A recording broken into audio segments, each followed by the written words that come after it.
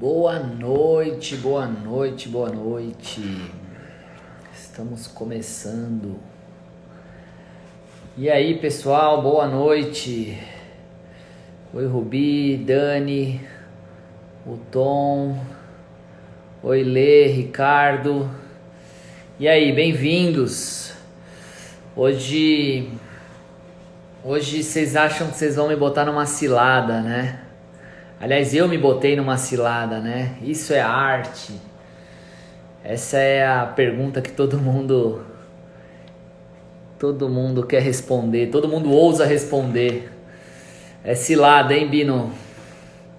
Isso aí, vamos dar uns minutinhos aqui, dando oi pro pessoal, esperar todo mundo chegar, se aconchegar. Oi, Isolda, o Ricardo eu já dei oi. Quem mais? E aí, André, o Caio. Porra, legal, bastante gente aí.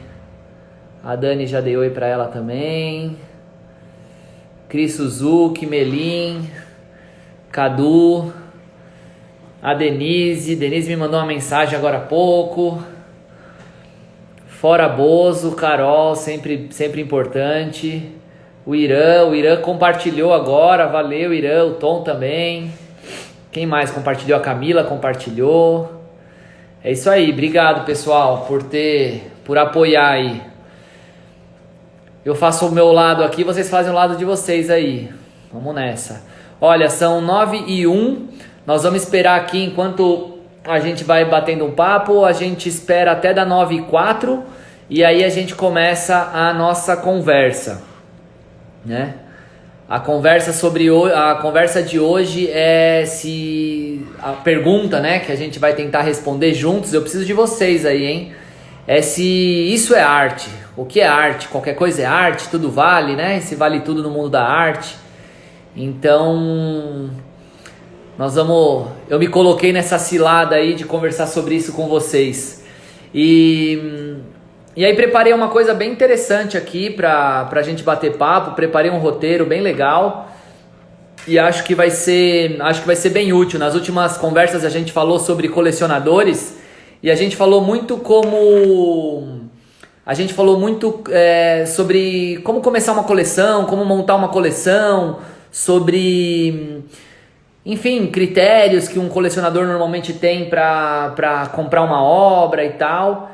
E aí eu percebi que as pessoas se interessaram muito por esse tema aqui dentro do meu Instagram. Vários amigos, já tem aí, tô vendo a Andressa, tô vendo o Caio, alguns colecionadores, gente que tem comprado arte. E esse tema da live de hoje, né, sobre isso é arte, né, a Camila pôs aí polêmica. Esse tema de hoje de fato é uma polêmica e que a gente vai, enfim, vou contar com a ajuda de vocês para responder se de fato isso é arte ou isso não é arte, né? Quem aí sabe o que se trata essa banana aí, essa peça que estava na peça de divulgação que a gente soltou? Escreve aqui para mim, eu sei, pra gente saber quem tá por dentro do assunto, quem viu pela primeira vez.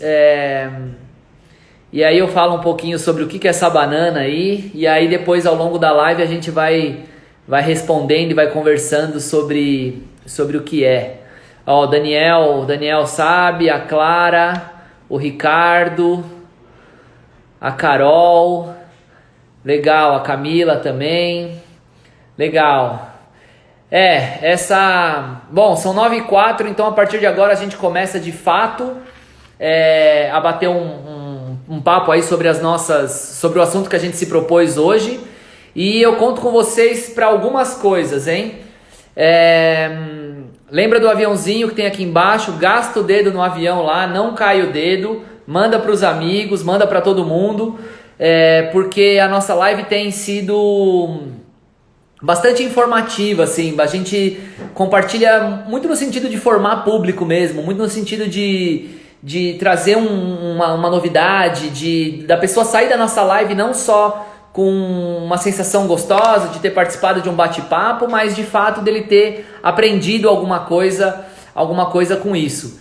E, enfim, então manda pra quem vocês acham aí que pode curtir esse conteúdo, que ó, a gente agradece, os coraçõezinhos também aí, conforme eu for falando alguma coisa que faz sentido, vocês podem escrever aí, ó, faz sentido, porque aí a gente vai interagindo e eu vou sentindo também como que estão, né, como que reagem vocês que estão aí do outro lado. Muito bem. Então, a primeira coisa que eu queria nivelar todo mundo que está aqui na live, a gente já está numas 39, 35, 36 pessoas. A primeira coisa que eu queria nivelar com todo mundo é o que é essa tal dessa banana com a fita, né? E essa banana foi um happening, que aconteceu dentro da Basel, em Miami, né? No último dezembro. Onde o artista pôs exatamente essa peça que vocês viram, exatamente essa banana com uma fita silver tape, e essa peça estava à venda, se não me engano, na Perrotin. Essa peça é do Maurizio Cattelan, se não me falha a memória. E aí, enfim, as pessoas começaram a se indignar. Porra, como isso é arte, isso não é arte? Isso, o que é isso? Isso é uma brincadeira de mau gosto? Essa tal dessa arte contemporânea vale tudo, né? E isso gerou, enfim, uma discussão ferrenha, né? De fato, um fervor. As pessoas ficam sedentas por esse tipo de notícia, enfim, não sei se falta assunto, não sei o que é, mas de fato isso virou um acontecimento dentro da feira. E as pessoas começaram a fazer fila, começou a se tornar um self-point ali, e hoje nesse mundo das redes, né, nesse mundo enfim, das redes sociais, as coisas ganham o mundo muito rápido, né? E aí é uma coisa absolutamente instagramável, enfim, é um apelo, né? É talvez uma crítica, enfim, leiamos como quisermos, mas isso rapidamente ganhou as redes aí e a coisa vai se fortalecendo, né? Exatamente, a história vai se fortalecendo em cima da própria história.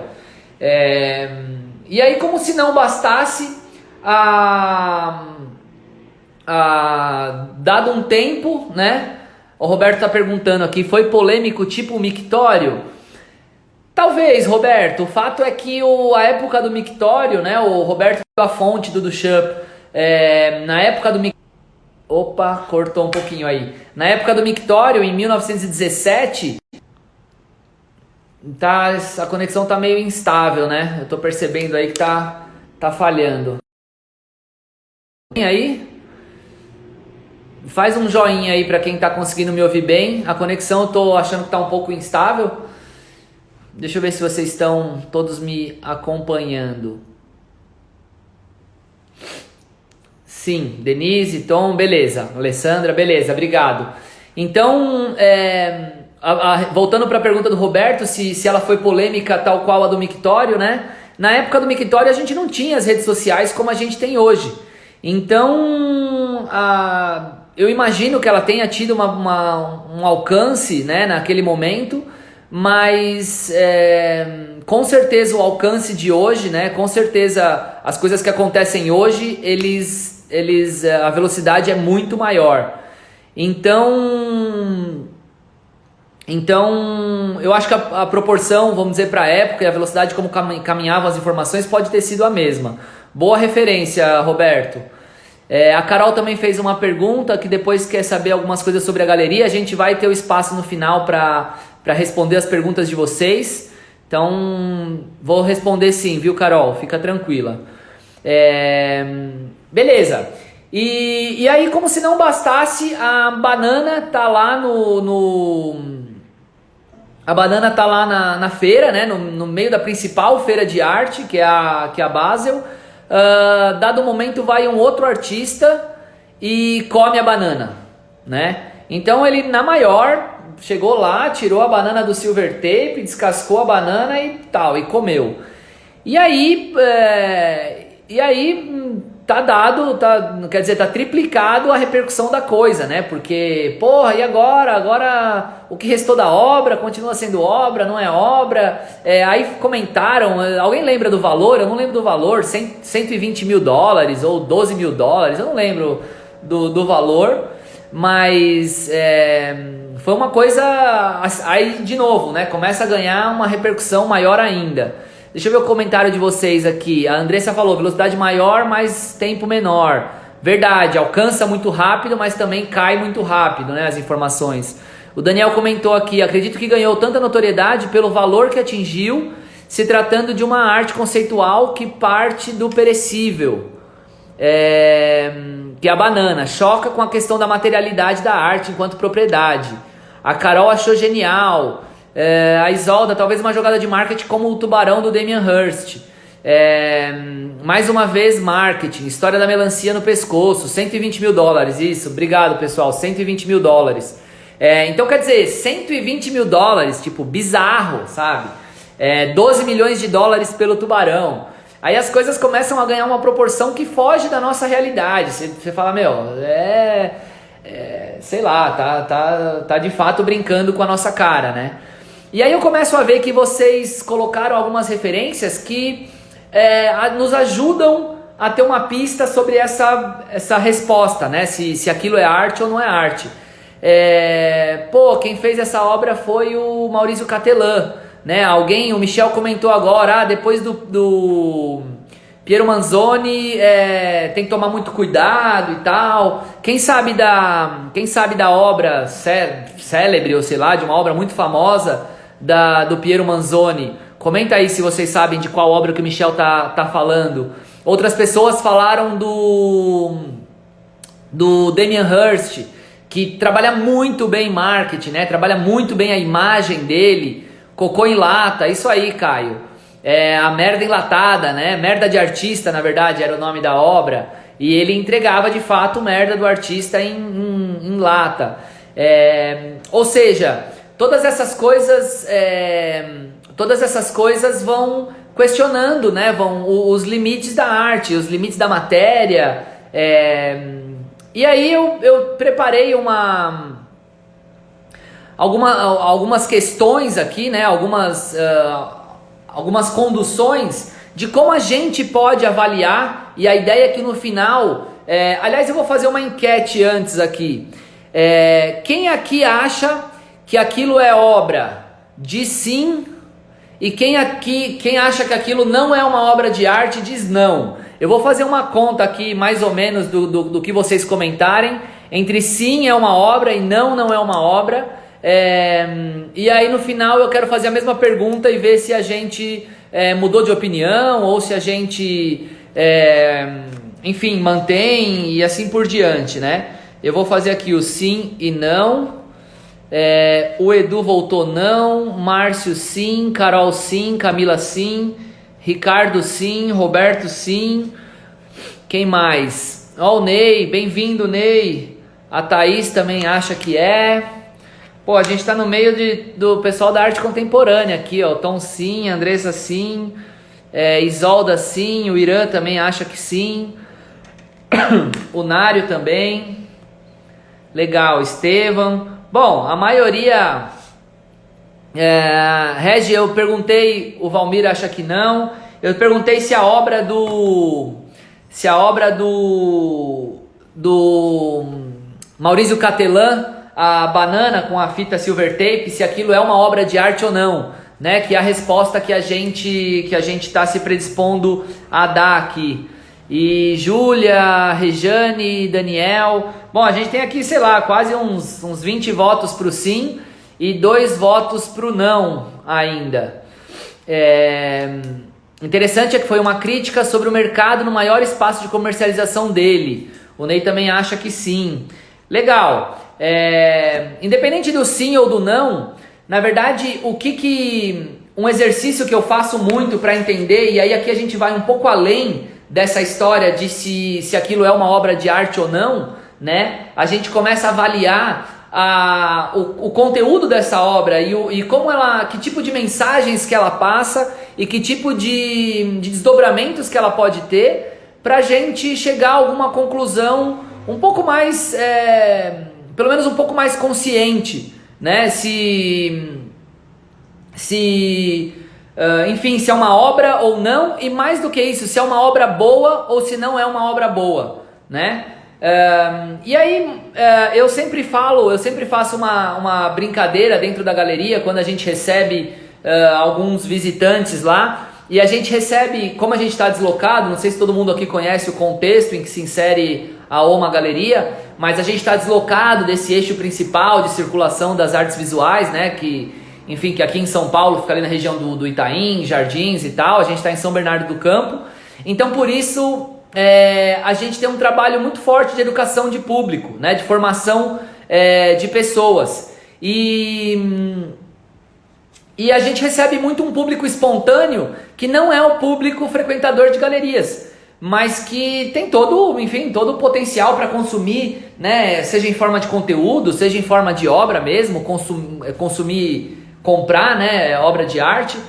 E aí as pessoas chegam na galeria e elas têm o medo, né? Eles têm esse receio que tem em toda parte. Pô, mas será que eu posso falar, que eu posso achar ruim, que eu posso achar feio? Isso não é? Como é que funciona aqui e tal? E aí eu sempre convido as pessoas a fazerem algumas leituras do trabalho, né? E aí o primeiro passo que eu brinco, né, com eles e que eu chamo de uma espécie de aquecimento, eu vou sensibilizando a pessoa, né, para saber, enfim, para me sensibilizar também, na verdade, do repertório que essa pessoa vem, da onde que ela vem, do tipo da linguagem que ela está acostumada. E aí você consegue saber que caminhos que você vai percorrer com ela para chegar numa conclusão, e mais do que você responder sim ou não, você emancipar a pessoa, né, naquele momento pontual para ela responder se aquilo de fato é uma obra de arte ou não. E aí a gente começa, dependendo do tipo de público que vem, a gente começa a descrever, uma descrição literal do que a pessoa está vendo. Então aspectos ali, né, a gente está analisando, pô, é grande, é pequeno, é colorido, não é colorido, enfim, é alegre, é triste, ele tem alguma orientação da sua visão, ele tem, ou seja, a gente vai, é papel, é tela, ou é um objeto, sei lá, é um objeto, é uma reutilização de um objeto, né, os ready-mades, quais são os aspectos físicos e práticos dessa obra, né? As coisas pragmáticas que você está encontrando ali na peça que você está vendo na sua frente. E aí, depois de descrever se você tem o espaço, né? Se a gente tem o espaço, a gente começa a interpretar um pouco da reação da pessoa diante para o trabalho. Então, ela está expressando algum tipo de emoção, algum tipo de reação com a leitura dela. E aí a gente vai dando mais corda, né? Dando mais corda, para que a pessoa consiga dar suas respostas pessoais para o que ela está vendo, né? Que nem eu falei no começo, ela vem com um repertório e aí você vai se sensibilizando e vai percebendo como que a pessoa reage diante daquilo que ela está vendo, e aí você vai permitindo que ela vai, enfim, se sensibilizando e sentindo alguma coisa diante daquele trabalho, seja qual for o tipo de sensação, da repulsa ao amor, né? Dois extremos, vamos dizer assim. Então isso é uma forma de abordagem que a gente tem dentro da galeria e que a gente se preocupa em fazer com todo frequentador que entra, né? Frequentador espontâneo, lógico, quando meus amigos vão lá eu não vou fazendo testes e, enfim, simulações com eles, não faz muito sentido. E aí, ao passo que a pessoa vai sentindo alguma coisa, é legal a gente ir fundamentando aquilo que a pessoa sente. Então a pessoa começa a ter algum tipo de reação, de novo, seja de um extremo ao outro, e aí você vai fundamentando esse tipo de percepção da pessoa. Você fala, pô, isso faz sentido, legal você ter esse tipo de percepção. E aí, a partir desses feedbacks, você vai assentando, né? Você vai fundamentando o conhecimento o feedback dela, e deixando a pessoa cada vez mais à vontade para reagir diante da obra. Ninguém é obrigado a gostar de nada, né? Então, a gente trabalha com arte contemporânea e ela tem essa margem, né, vamos dizer assim, para interpretação, para gostar, não gostar, enfim. Então é absolutamente natural esse tipo de reação. E aí o último passo, depois que a pessoa se permitiu fruir aquilo, é que a gente, enquanto galeria, começa a revelar algumas coisas por trás do trabalho, né? Então é aí que a gente entra e fala, ela escreveu isso porque ela tem esse background. Ela pintou dessa forma porque esse pigmento vem de tal e tal e tal lugar. Ela construiu de tal forma porque ela tem a relação com a formação e bababá, memória, seja lá o que for.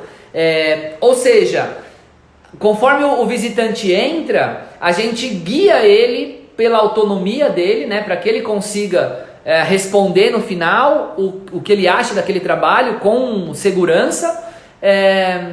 E aí a gente fundamenta e revela, né, enfim, desculpa, o que tá, qual que é o conteúdo, o conceito, enfim, o que está por trás da obra daquele artista que a gente está expondo.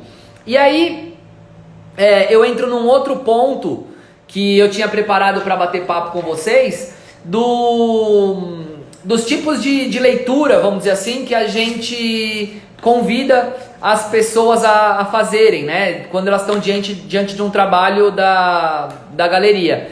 E aí eu tinha colocado essa televisão aqui, não por acaso, não é para ficar passando essas imagens bonitas do Google aí, da Apple, mas porque depois eu quero pôr alguns trabalhos aqui pra gente fazer esse exercício juntos, né? E aí as provocações, bom, antes da gente entrar nessa parte, tá fazendo sentido aí pra vocês? Deixa eu ver os comentários, senão depois eu não consigo acompanhar. A Carol falou que tá amando, obrigado Carol. Roberta tá por aí, oi Rô. Prazer ter você aqui, Renata, escrita ABC. O Tom fez um comentário, na verdade ele escreveu um comentário do Manegaso. A arte é aquilo que nos sensibiliza ou nos dá um senso crítico de alguma forma. Muito bom. A Laís está por aí. O Márcio Almeida, vim conhecer pelo seu comentário na live. Qual comentário, Márcio? Depois você me diz aí qual comentário. É isso aí. O Regi acha que não é uma obra, a obra do Maurício Catelan, mas ele acha válido como crítica e postura do artista. Muito bom. E aí o pessoal comentando aí que tá demais, tá bacana. Beleza, então vamos continuar. Então as provocações que a gente faz para a pessoa interpretar, e aí não necessariamente nessa ordem, e nem todas as perguntas que eu vou fazer aqui, né, os conteúdos, eu estou olhando para o lado porque eu escrevi eles para ir dividindo com vocês,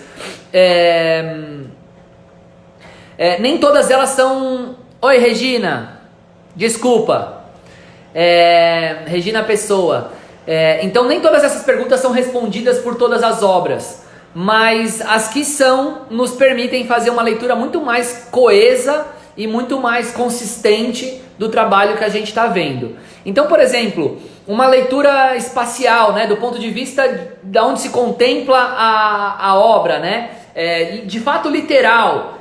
A obra ela te conduz por algum tipo de caminho pela obra, né? Ela te convida a focar um determinado elemento e depois te chamar a atenção ou como é que fala? Te fazer descobrir outros elementos dentro daquele trabalho, né? Aquilo eventualmente tem uma narrativa dentro dele, né? A gente tem muito a famosa leitura em Z, há estudos que dizem que a gente lê as imagens dessa forma, enfim. Então um primeiro questionamento, né? Uma primeira percepção que a gente pode ter é do ponto de vista espacial, né? Um segundo ponto de vista é o gestual, sensações que elas produzem em nós, né, os gestos daquelas figuras que a gente tá vendo. Se tem nervosismo, se tem tranquilidade, se o vestuário passa alguma coisa. E aí eu vou dividir com vocês aqui um trabalho que eu particularmente gosto muito, né? É um dos artistas representados pela galeria, o Andrei. E aí, eu não sei se você deu uma travada ali, eu vou pôr algumas imagens aqui pra gente conseguir ver juntos.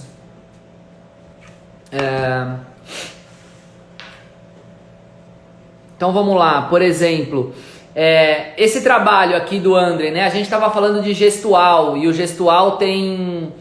Puta, a imagem fica muito pequena aí pra vocês, talvez, né? Ou muito brilhosa, mas vamos tentar. Aqui você vê um corpo todo decepado, né? Uma coisa que à primeira vista ele causa um pouco de repulsa, ele causa um pouco de, enfim, sei lá, não é uma imagem agradável, tão agradável de ver, ou não está no nosso habitual, né? E aí você olha para o rosto dele, ele tem um semblante sereno, né? Ele tem um semblante que não é aquele semblante raivoso de alguém que tá... Deixa eu ver se eu consigo pôr aqui. Ele não é aquele semblante de alguém que transmite raiva ou de alguém que transmite, enfim, fúria, alguma coisa do tipo. Vou pegar um outro trabalho aqui do Andrei. Deixa eu encontrar aqui, ó.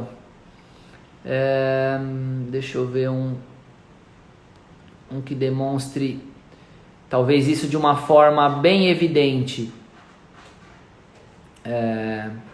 Os trabalhos novos dele, né? Vamos pegar um aqui pra gente olhar. Vou pegar um exemplo aqui, ó. Esse é um detalhe de um trabalho, tá? Não é um trabalho inteiro. Você vê aqui que tem uma cabeça que muito provavelmente ela não pode ter vida, porque é uma cabeça, enfim, sem corpo, né? Talvez a cor também remeta a isso, a morte e tal, mas ao mesmo passo que a gente tem essa frieza, vamos dizer assim, da morte, a gente tem uma doçura, por exemplo, da vida, e é um pássaro observando, né? Não sei se vocês conseguem olhar com detalhe, mas é um pássaro observando o trabalho com certa ternura, né? Então, por mais que seja um trabalho sombrio, não sei se esse é um bom adjetivo, é uma pintura. Por mais que seja um trabalho sombrio, bucólico, não sei, ele tem um quê de doçura, ele tem um quê de leveza, né? Ele tem, por exemplo, aqui a reprodução de uma papoula, né? Que dentro da história da arte ela tem essa conotação do delírio, né? Eu não sei se a papoula fica muito evidente aí na imagem da TV, porque tá bem brilhosa, né? Mas aqui tá, né, a cabeça, a flor e o pássaro. Então, enfim, o gestual, né, e era disso que a gente estava falando, o gestual ele também transmite algum tipo de percepção.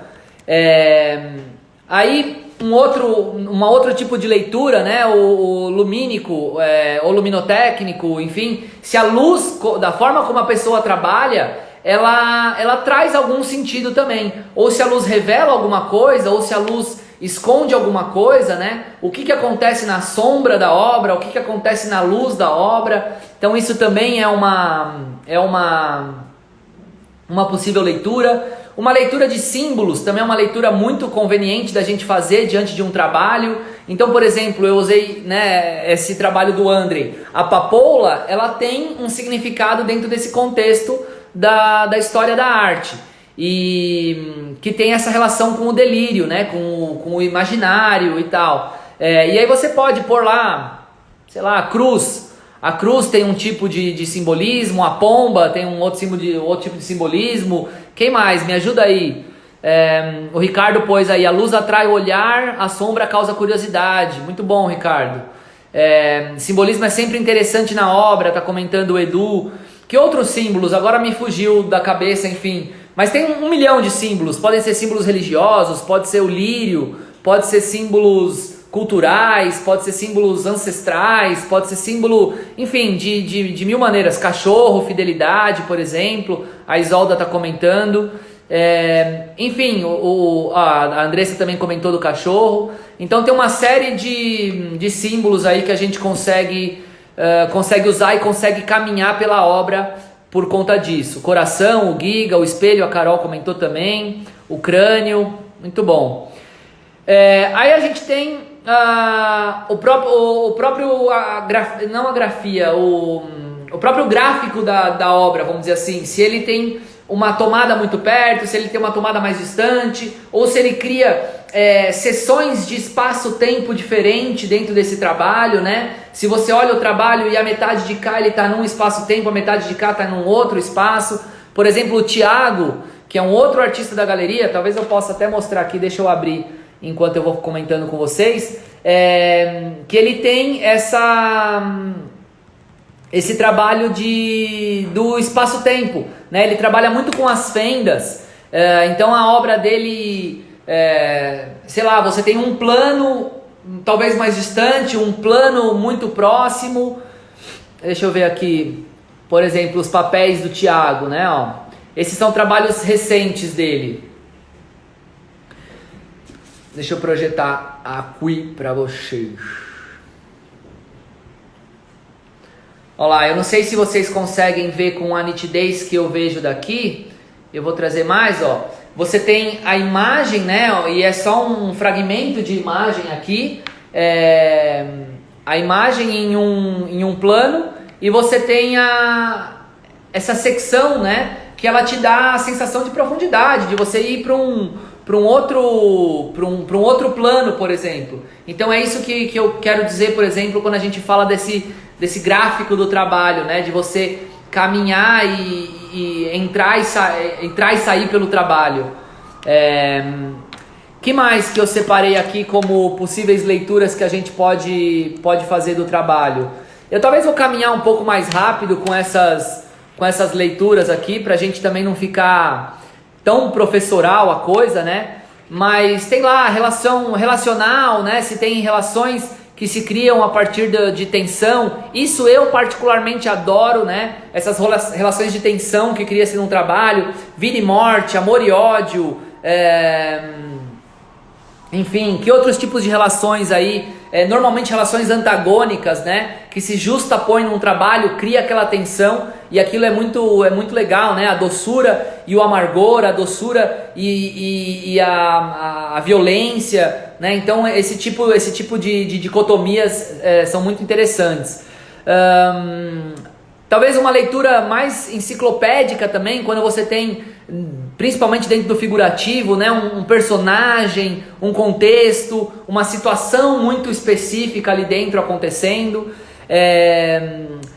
Que mais? Histórico-antropológico, representações de artefatos que remetem a algum tipo de cultura, né? Algum tipo de contexto que eventualmente legitimem aquele tipo de trabalho. A Andressa está comentando Amor e Ódio do Melim. Essa obra eu adoro. A Andressa por acaso tem esse trabalho. É uma gravura, uma serigrafia que ele fez incrível e que a gente tem na galeria. É incrível. Eu tenho ela no escritório também. Que mais? Biográfico, crítico social, se ele está inserido, né? Se ele tem uma representação política e de relações de poder, por exemplo, dinheiro, né? Então essa questão social aí, ela também é uma questão latente de muitos trabalhos e que são questões para se evidenciar, questões para se questionar, né? E aí você tem vários caminhos, né, possíveis para você fazer esse tipo de pergunta. Então, aí a gente entra numa terceira parte desse bate-papo. A primeira coisa que eu falei, né, eu não sei se está fazendo sentido para vocês, mas a primeira coisa que eu falei é sobre como a gente faz uma condução, isso dentro da galeria, a partir da experiência que eu tenho, né? Como que a gente faz uma condução do visitante para permiti-lo, emancipá-lo a fazer a leitura de um trabalho, né? Então você receber, você estimular, você permitir que ele vai se soltando, sentindo, revelando, e aí você vai fundamentando essas questões que ele fala, até que você consiga elucidar o trabalho em si. E aí você entra nessa segunda parte, né, que é a parte de elucidação do trabalho, e aí você vai convidando a pessoa a responder uma série de perguntas dentro desse propósito de elucidação, vamos dizer assim. Todas essas perguntas que a gente passou agora, de iluminação, de sombra, de textura, de questão social, de iconografia, simbolismo, enfim, uma série de leituras possíveis. E aí, por último, o que a gente estimula, né, com as pessoas, estimula não, o que a gente se permite com as pessoas é fazer muitas vezes caminhos diferentes. Muitas vezes você pode ir do macro para o micro, né? Então você ir da questão das linhas que direcionam o olhar, dos eixos, das formas, isso são questões muitas vezes mais subjetivas para as pessoas, né? A pessoa fala, tá, mas forma, não tô entendendo o que você está falando, Z na obra, caminhar com o olhar, não faz parte do meu repertório. Aí você vai para a textura, coisa que a pessoa pode, não é o caso na galeria, mas que ela pode sentir, que ela pode ver a textura, né? As cores, de novo, a luz de um material que a pessoa empregou para aquele trabalho. Então, você né, vai talvez do mais abstrato para um intermediário e para o micro. Como que aquilo está tudo organizado, se está inserido dentro de algum contexto, etc, etc. Ou você fazer um caminho inverso. Você ir do micro para a forma como aquilo está organizado, para que contexto que aquilo está inserido, e aí você vai para um macro para fazer as pessoas perceberem recortes, luz, etc, etc, etc. Então, assim, tô falando rápido, né? Tá fazendo sentido para vocês aí? Me deem um ok. O Edu comentou a sessão aura, verdade, Edu. Eu não sou nada acadêmico, eu não sei se vocês sabem, eu sou engenheiro de formação, né? Então muito da minha percepção e muito enfim, da minha prática, ele vem super dessa tentativa e erro, desse acerto, né? Desse erro, enfim, de passar tempo fazendo isso. Já são 7 anos de galeria. E nesse tempo todo a gente tem a oportunidade de experimentar muita coisa. E aí, nessa eu vou formando um pouco do meu repertório com a minha leitura, com as minhas palavras, coisas que para mim fazem sentido, dentro muitas vezes desse vocabulário que não é o vocabulário mais técnico, né? O vocabulário mais pertinente, por exemplo, para a história da arte, ou mesmo para, enfim, museologia, e assim por diante. A Carol está comentando aqui que é um jeito leve de ler a arte. Sem dúvida, eu procuro ser assim, né? Eu procuro fazer as coisas de forma super didática e super low profile, né? Sem aquele suntuosismo e tal. Enfim, o Daniel também é engenheiro aí, ó. Mais um louco das planilhas aí, ó. Adoro a simplicidade na hora de apresentar a obra. É fundamental para você conectar com as pessoas. Fundamental. Hoje eu vou contar uma história para vocês que ainda nem ganhou repercussão. Hoje eu recebi um advisor muito reconhecido internacionalmente. Recebi ele em caráter especial na galeria, com todos os cuidados, né? Com a máscara, com álcool em gel. Não sei se vocês perceberam que eu estava espirrando agora há pouco na minha mão aqui. Enfim, mas tomando todos os devidos cuidados, eu recebi o Simon Watson, que é um me fugiu o nome, que é um art advisor, que trabalha já com arte brasileira desde os anos 90, e ele foi um dos primeiros que trabalhou o Tunga, por exemplo, fez uma individual do Tunga, acho que fora em Nova York, se não me engano. Então é uma pessoa muito respeitada dentro do circuito, e eu vi que ele estava no Brasil, e enfim, a gente começou a conversar, e ele veio hoje me visitar a primeira vez. E aí eu tava super inseguro, assim, de lidar com uma pessoa que tá muito dentro, circula muito e tal.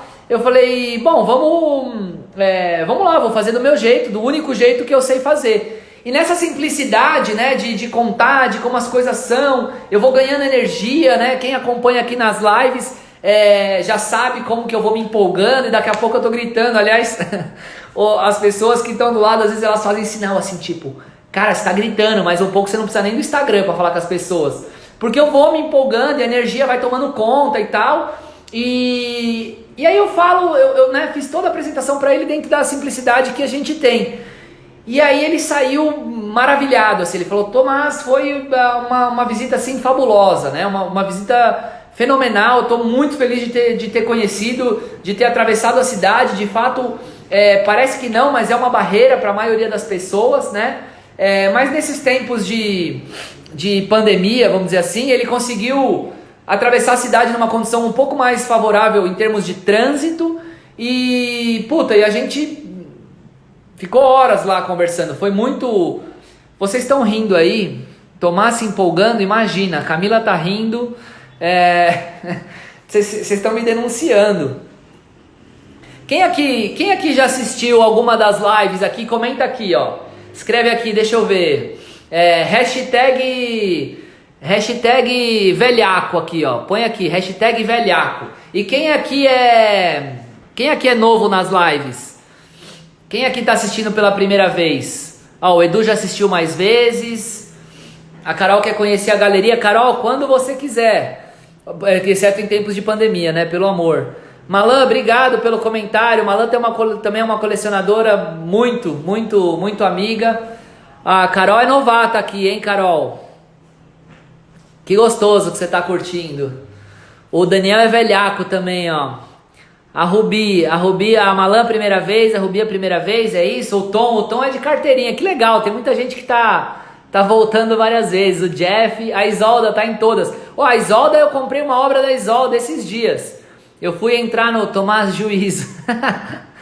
Camila, você vai me comprometer, hein, Camila? Eu sou noivo, juízo, não, sou super ajuizado. Vim porque amo as obras do Thiago Toys. Que legal, Carol, que legal. O Thiago é muito querido. Malan precisa vir conhecer. Já são anos, hein, Malan, que a gente se relaciona aí e você ainda não veio até aqui. Uma hora eu vou te sequestrar aí pra te trazer pra cá. A Regina, mais ou menos velhaca. O Michel, desde a primeira, isso aí. A gente já tá na 41ª live. Um amigo me perguntou hoje, 41ª, e a gente faz live desde 2017. E a gente fazia meio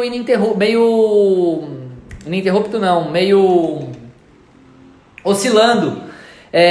E aí nesses últimos tempos a gente tem intensificado, né, toda semana, quarta-feira, religiosamente, às 9 da noite, tem feito essa live aqui e tá rendendo bastante. Depois de uma semana, essa live vai pro YouTube e o áudio dela também vai pro Spotify, então é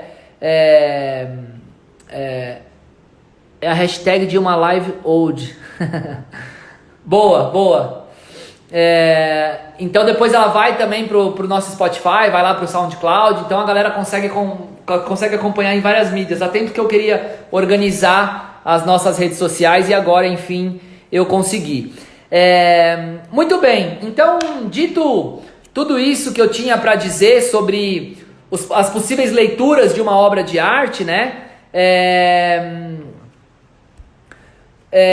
O que vocês acham aí? Embora a gente tá pregando para convertidos aqui, não dá, né? A quantidade de pessoas que tinha votado sim ou não, muita gente já achava que aquilo era de fato uma obra de arte.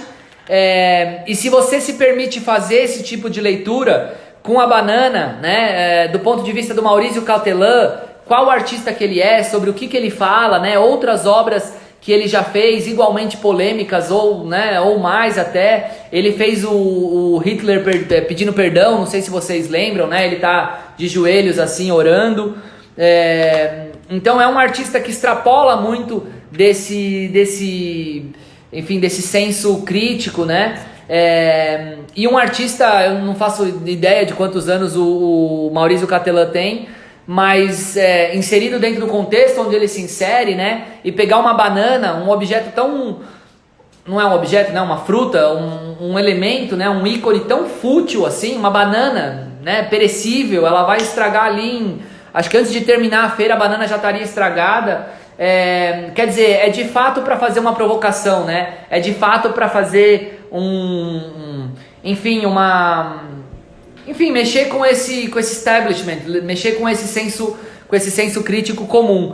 E de fato mexeu, né? Quando ele põe preço para a obra e ele vende esse trabalho para um artista, ele vende muitas vezes o direito de reprodução desse trabalho, né? Então a pessoa tem lá aquele certificado de autenticidade e ela pode reproduzir, ela pode fixar, não sei quais são os termos desse contrato, vamos dizer assim, mas de fato é uma obra que acaba valendo não pelo valor monetário da coisa, mas pelo valor simbólico daquilo, né? E marca de fato se vai ser uma coisa perene ou não, se é uma obra boa ou não, se ela vai de fato refletir alguma questão do nosso tempo, né? E vai eternizar um momento e assim por diante. Isso é uma outra questão que muitas vezes é preciso ação do tempo para que isso aconteça. E a gente não teve esse tempo ainda. A única coisa que a gente teve, um comentário muito pertinente da Andressa, né? É muito rápido e muito curto. Então a coisa ganha uma projeção, ganha uma dimensão astronômica muito rápido, o que valida ela, né? No meu ponto de vista, valida ela sim como uma obra, mas será que ela vai sumir rápido? Será que ela vai sumir na mesma velocidade? Enfim, e aí são cenas do próximo capítulo. Deixa eu responder aqui um pouco das perguntas de vocês. Também falei sobre a minha opinião. Se alguém ficar bravo com a minha opinião, pode comentar aí, quero ouvir, quero saber se vocês não concordam com alguma coisa. Aqui é espaço sim para discordância, então fiquem absolutamente à vontade. O Márcio comenta que a ação é importante no contexto, sem dúvida. A Regina fala, ser ou não ser uma obra de arte, na minha opinião, é uma percepção individual. A obra é obra para quem a toca, sem dúvida, né? Aí o Edu fala, sim, em minha opinião, some rápido da memória. Também é pertinente seu comentário, Edu. É muito possível que suma. Hoje a gente está numa sociedade de imagem, né? Imagem. Enfim. A Carol fez a pergunta sobre a seleção dos artistas. Carol, a gente aqui... Deixa eu virar aqui para o outro lado e sair da TV, porque ela está também me chamando a atenção. A gente... Primeiro que assim, a OMA ela tem um recorte curatorial que leva em consideração a questão do território, né? A gente está dentro do ABC e a gente acredita muito na arte que é produzida aqui. Eu não sei se todo mundo sabe, mas por exemplo, o ABC ele tem uma relevância fundamental para o desenvolvimento do país como um todo, né? O Jeff comentou aqui, o Nelson Ler mandou um porco empalhado para uma Bienal, como crítica ao próprio júri do evento, e eles adoraram. Aí entra nesses paradoxos, né, de você querer dar um tapa de luva de pelica e a coisa é super bem recebida.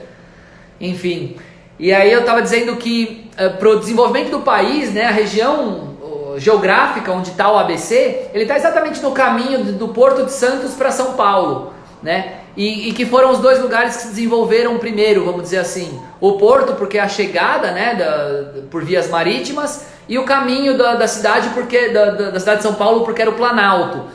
E aí a cidade, aqui São Bernardo, ela nasceu por conta de uma hospedaria que foi assentada bem aqui no meio do caminho. Então depois que eles subiam a serra, tinha essa hospedaria aqui, e aí dessa hospedaria eles partiam em viagem para São Paulo. E aí, muito bem, em torno dessa hospedaria a cidade foi crescendo.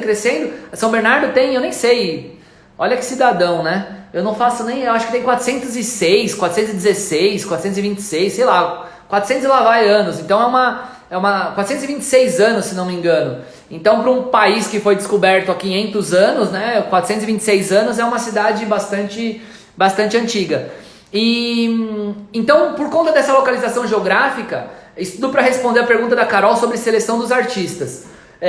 O ABC, ele se desenvolveu muito, né? E aí, junto com esse desenvolvimento, vem o dinheiro, junto com o dinheiro vem tudo, vem cultura, vem tudo.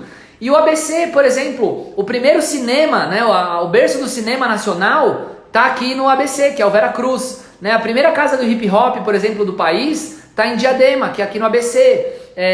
Aqui em São Bernardo tinha a maior, não sei se é a maior ainda, mas a maior pista de skate da América Latina durante muito tempo. O Nário comentou, 462, eu falei 26, eu troquei, 462 anos. E dessa pista de skate nasceram vários movimentos de contracultura, dos quais grafite, né, o grafite dissociado, por exemplo, do movimento hip hop, e mesmo o grafite junto do movimento hip hop, na música, punk rock, hardcore, os carecas do ABC, né, pode ser que algumas pessoas, enfim, conhecem os carecas do ABC, e aí o que quer dizer? Muito foi se desenvolvendo por aqui em termos de cultura, nas artes visuais também, e aí só que as pessoas não tinham espaço para difundir, não para difundir, para expor, para apresentar o seu trabalho aqui, principalmente em termos de artes visuais. Alguém está comentando aqui sobre, o Danilo falou 466 anos. Alguém comentou aqui de um escritório. O Edu teve um escritório de arte no ABC. Que legal, Edu. Que legal. E depois de muito tempo, eu vivendo disso, né? Eu sempre gostei do assunto e eu me via atravessando a cidade para consumir esse tipo de conteúdo em São Paulo e tal, em galerias. E aí eu atravessava a cidade para ver uma exposição do Melim. Eu atravessava a cidade para ver uma exposição da Sandra Cinto. Eu atravessava a cidade para ver uma exposição do Paulo Nenflídio, do Bruno Curru, do Davi Magila, sei lá, vários artistas. Todos esses, por exemplo, que eu mencionei, são todos aqui da região. Saciloto, João Suzuki, vários. Eu falei, cara, tem muita gente, tem muita produção de conteúdo consistente, forte aqui, mas falta um espaço. E aí a gente nasceu, Carol, então, com essa premência de pensar um espaço que trabalhasse não unicamente, não exclusivamente, mas essencialmente os artistas do ABC. Então, dos representados, ou eles são ou eles têm uma relação, né? Então o André é de Porto Ferreira, mas o ateliê dele até ontem era aqui em São Bernardo, né? Durante algum tempo o ateliê dele foi aqui em São Bernardo. O Bruno Novaes, ele é de São Caetano, ABCD. O Daniel Melim, daqui de São Bernardo também, ABCDE. A Ellen Braga, a Ellen é uma das poucas artistas que não é da região, né? A Ellen é de... Me fugiu agora. De Manaus? Não me lembro agora. A Ellen é de... Enfim, de outro estado. A B, C, D, E, F, G. O Giovanni Caramelo. O Giovanni é daqui de Santo André. G, H, I, J, K, L. O Laerte, que a gente está começando a trabalhar agora também. O Laerte é de São Paulo. O Laerte Ramos. JLMN. O Nário Barbosa. Ele é de Cedro de São João, interior do Sergipe, mas vive aqui em Santo André, vive aqui no ABC já há muito tempo, então tem uma relação muito íntima com a região. E por último o Thiago, LMNOP, o Paulo Nenflídio, que a gente começou a trabalhar também recentemente. O Paulo é aqui de São Bernardo. E por último o Thiago Toys, que é de Curitiba, mas que vive aqui desde muito pequeno. Então de todos os artistas que a gente trabalha, né, a Ellen, o Laerte... Acho que basicamente a Ellen e o Laerte não são daqui ou não têm uma relação com a região.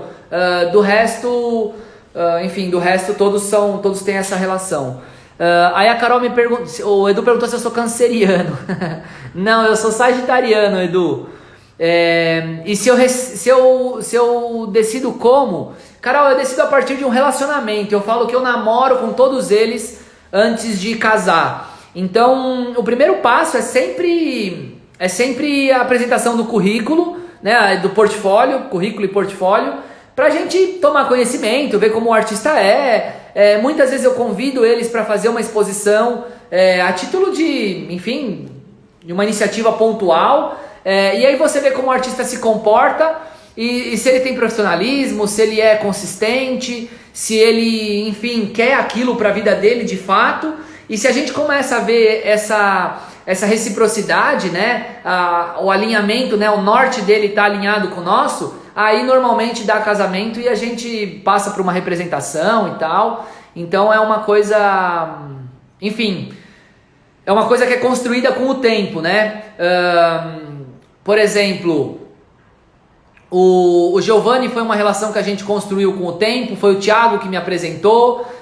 O Andrei foi um artista que eu vi numa feira, na parte lá do Paço das Artes, ele estava dentro de uma outra galeria, E aí eu gostei do trabalho dele, fui conversar com o galerista, falei, pô, queria fazer uma exposição dele lá na minha galeria e tal. Aí por acaso essa galeria fechou, e aí eu convidei ele para trabalhar comigo, mas fizemos uma exposição antes. O Melim eu conhecia de longa data, e a gente também fez uma exposição aqui, na época em parceria com a Choque Cultural. E aí depois a gente passou a trabalhar com os papéis do Melim, né, de forma concreta, vamos chamar assim. O Paulo Nenflídio é um artista daqui da região que eu acompanhava muito, é um artista também que tem um currículo incrível, tem, sei lá, o Prêmio Pipa, tem o Marco Antônio Vilaça, tem, enfim, já tem um currículo bem grande. Desde algum tempo a gente começou a se aproximar, encontrar algumas sinergias, e aí eu fiz de novo um convite para ele trabalhar com a gente recentemente. O Laerte é um cara que eu namoro, faz muito tempo. Convidei o Laerte pra gente fazer um trabalho antes dele entrar na Blau. Antes dele entrar na Hematomas. Quando a Hematomas ainda era lá nos Estados Unidos. E com a Ju Freire lá, com a Mônica. Isso aí faz, 8 anos atrás. E aí o Laerte falou, puxa, acabei de fechar um contrato aqui com a Hematomas e tal. E aí a gente continuou, né, se seguindo, se acompanhando, os caminhos vão cruzando e tal. Aí depois o Laerte saiu da Hematomas, foi pra Blau, e aí a Blau fechou também. E aí eu convidei ele para fazer uma exposição aqui, e agora que a gente está se aproximando, enfim, e traçando próximos passos juntos. E aí vários, o Nário, por exemplo, que está aí, o Nário foi muito engraçado, que o Nário ele é repórter fotográfico de um jornal aqui da região, muito respeitado, aliás, repórter fotográfico, e aí ele veio cobrir a inauguração da galeria. E a pessoa que trabalha na galeria, a Letícia, ela conhecia o trabalho do Nário da faculdade e ela falou, pô, você conhece o trabalho desse artista, né? Me cutucou de canto assim, falou, puta, é excelente e tal. Eu falei, pô, não conheço. Eu falei, pô, Nário, aqui a Letícia tá falando aqui que você tá escondendo o jogo e tal, me traz aí seu material pra eu ver e tal. Cara, quando ele veio com uma pasta cheia de fotografia amassada. Eu falei, Nário, o que você faz com isso? Ah, não faço nada, eu tava lá debaixo da cama e tal. Eu falei, porra, Nário, que desperdício e tal. E aí, enfim, a gente começou a construir essa relação, ele tá falando aí, verdade, Tomás. E aí a gente começou a construir essa relação e é um dos artistas que tá aí desde o começo da galeria.